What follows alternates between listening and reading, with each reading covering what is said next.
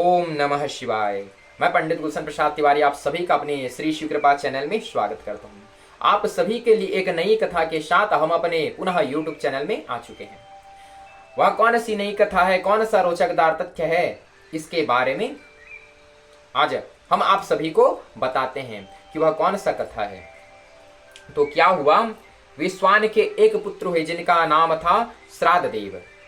उनके यहाँ कोई संतान नहीं था, तो वशिष्ठ जी की आज्ञा से उन्होंने एक पुत्रेष्ठी यज्ञ करवाए।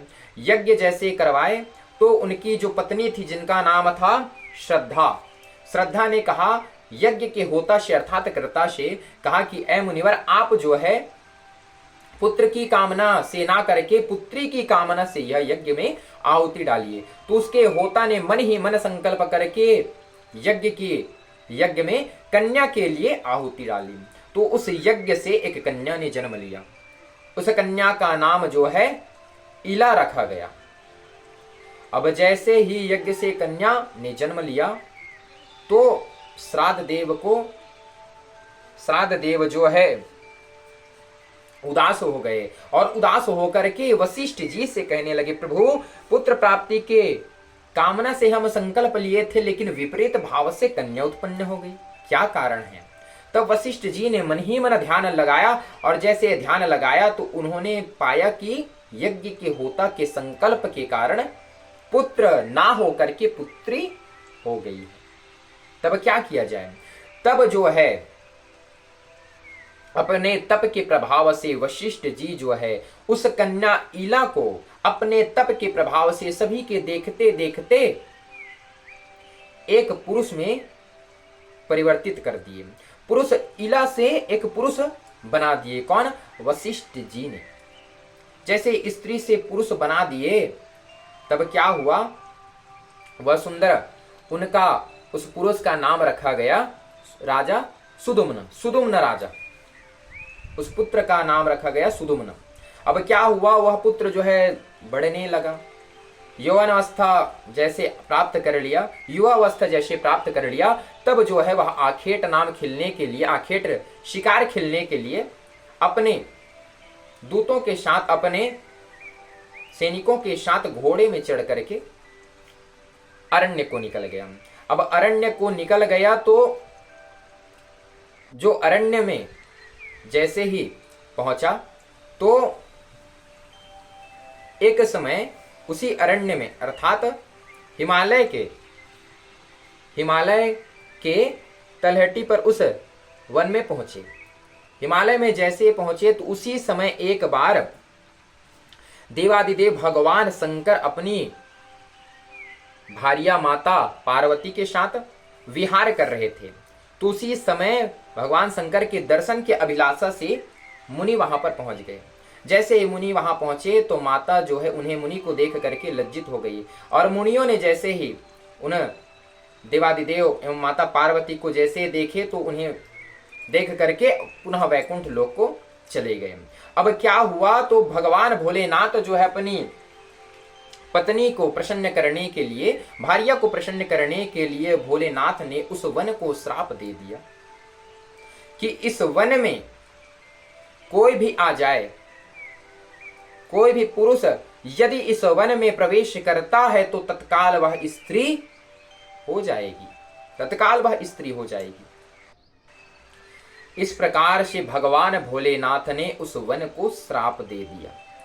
अब क्या हुआ, राजा सुदुम्न अपने सैनिकों के साथ आखेट शिकार खेलते खेलते वहीं हिमालय के तलहटी पर, जहां पर भगवान भोलेनाथ ने श्राप दे रखा था जिस वन को, उसी वन में राजा सुदुम्न जो है जैसे ही प्रवेश कर गए तो देखते देखते राजा सुदुम्न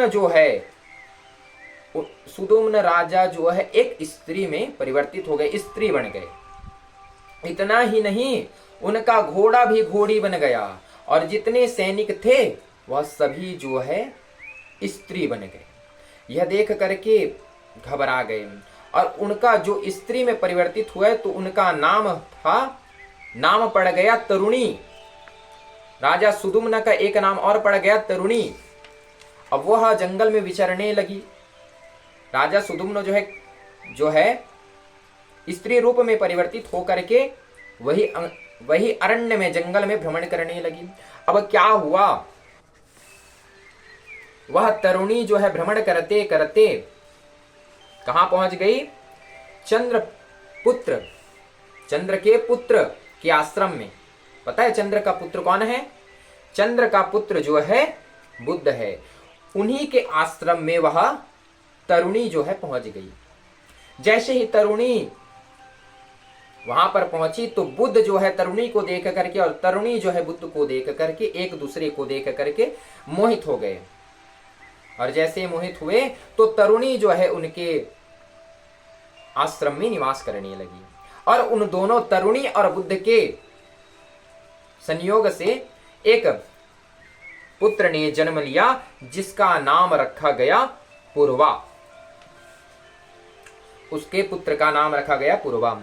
अब क्या हुआ, कई दिन तक, कई वर्षों तक तो तरुणी वहां पर रही, लेकिन अचानक से उस तरुणी को याद अपने जो राजा था उसके बारे में याद आ गया कि मैं तो राजा था और यह स्त्री रूप कैसे प्राप्त हो गया। ऐसे सोच करके वह तरुणी जो है मुनि वशिष्ठ जी के पास गए, ऋषि वशिष्ठ जी के पास गए और वशिष्ठ जी के पास जाकर के उनसे प्रार्थना की, अपना सारा वृतांत बता दिया कि इस प्रकार से भोलेनाथ ने जिस वन को श्राप दे दिया था उसी वन में मैं प्रवेश कर गई, उसी के कारण मेरा राज तत्व जो है, पुरुष तत्व जो है छीन हो गया और मैं स्त्री तत्व को प्राप्त हो गई।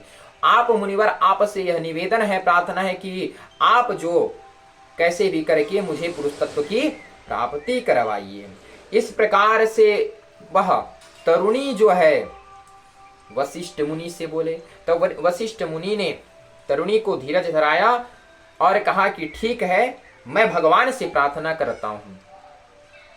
तब जो है वशिष्ठ महाराज जो है भगवान शंकर के तपस्या करने के लिए चले गए, स्तुति किए, तपस्या करने चले गए और तपस्या कर जैसे किए तो भगवान भोलेनाथ माता पार्वती के साथ उनको दर्शन दिए। तब वशिष्ठ जी ने नाना प्रकार की स्तोत्रों से भगवान भोलेनाथ का स्तुति किया, प्रार्थना किया और बोले, प्रभु आपके श्राप के कारण राजा सुदुम्न जो है तरुणी नामक एक स्त्री बन गई है, आप कृपा करके उनका पुरुष तत्व उन्हें पुनः प्रदान करें। इस प्रकार से भोलेनाथ से वशिष्ठ जी ने जैसे कहा तो भगवान भोलेनाथ तो भोलेनाथ, उन्होंने कहा कि आपका जो बात है वह ठीक है, लेकिन हमारा भी एक शर्त है।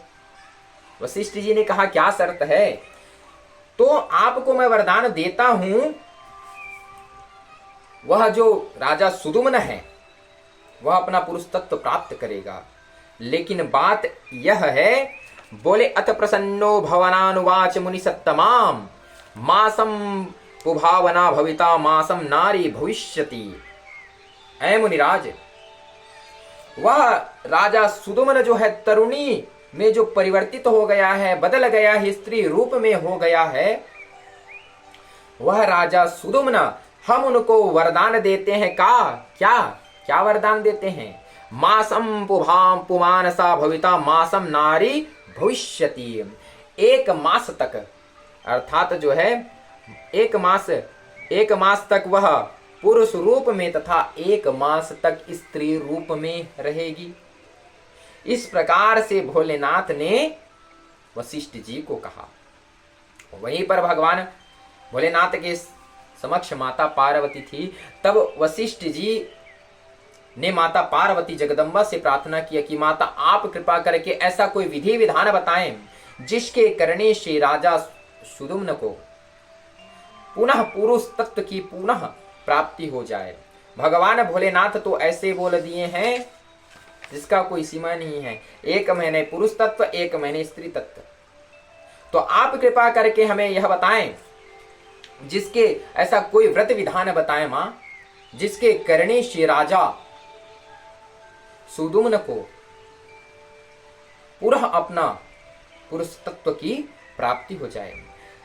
इस प्रकार से माता भगवती की वशिष्ठ जी ने नाना प्रकार से स्तुति की। ब्रह्मादयपि विबुधस्तात्पद्यमजस्य व्या विश्वासर्गैसितेले प्रभुत्वं समापुण्यतु प्रसन्ना भव देवेशि चतुर्वर्ग प्रदायिनी कस्तं स्तुतं क्षमो देवी केवलं प्रणतोष्यम्हम्। माता जो है कई प्रकार के वशिष्ठ जी के स्तोत्रों को सुनकर, स्तुति को सुनकर करके माता जो है प्रसन्न हो गई और प्रसन्न होकर के वशिष्ठ जी से बोली कि ऐ पुत्र, तुम सुदुम्न के घर जाओ और सुदुम्न को बिठा करके मुझ देवी का 9 दिन का जो श्रीमद देवी भागवत है, उस श्रीमद देवी भागवत का 9वां पारायण करवाओ। 9 दिन तक उसका कथा को श्रवण करवाओ, 9 कन्या भोजन करवाओ और हवन इत्यादि जब संपन्न हो जाए तो हवन इत्यादि करके उन्हें सुंदर विराम करो। इस प्रकार से उसके कथा को श्रवण करने से उन्हें इतना पुण्य की प्राप्ति होगा जो कि वह जो है स्त्री रूप त्याग करके पुनः पुरुष तत्व को प्राप्त कर लेगा। इस प्रकार से माता पार्वती जो है वशिष्ठ जी को बोले। तब वशिष्ठ जी जो है तरुणी थी उसको बुला करके सुंदर राजा सुदुम्न के महल में, जो स्त्री रूप में परिवर्तित हो गई थी तरुणी रूप में, उसको बुला करके राजा के महल में सुंदर 9 दिन तक 9वां पारायण करवाए, कथा श्रवण करवाए। और जैसे हवन हुआ तो उसके बाद जो है तरुणी जो है पुरुष तत्व में परिवर्तित हो गई, एक सुदुम्न राजा पुनः बन गई। तब राजा जैसे सुदुम्न जैसे अपने रूप में पुनः आ गए तो वशिष्ठ जी को दान दक्षिणा देकर प्रसन्न किए और तदुपरांत उनके नाना प्रकार से स्त्रोतों से प्रार्थना किए कि आपका धन्य हो। इस प्रकार से बार बार प्रार्थना किए और प्रसन्न हो गए। और राजा सुदुम्न जो है अत्यंत श्रेष्ठ दक्षिणा वाले भांति भांति के यज्ञ करवाए और अंत में पुत्र को राज्य का शासन सौंपकर वे देवी लोक को प्राप्त की। इस प्रकार से धार्मिक जानकारी प्राप्त करने के लिए, नई नई कथाओं की जानकारी प्राप्त करने के लिए हमारे YouTube चैनल श्री शिव कृपा को अभी सब्सक्राइब कीजिए, ताकि आपको हर दिन नया नया कुछ न कुछ रोचकदार तथ्य प्राप्त होता रहे।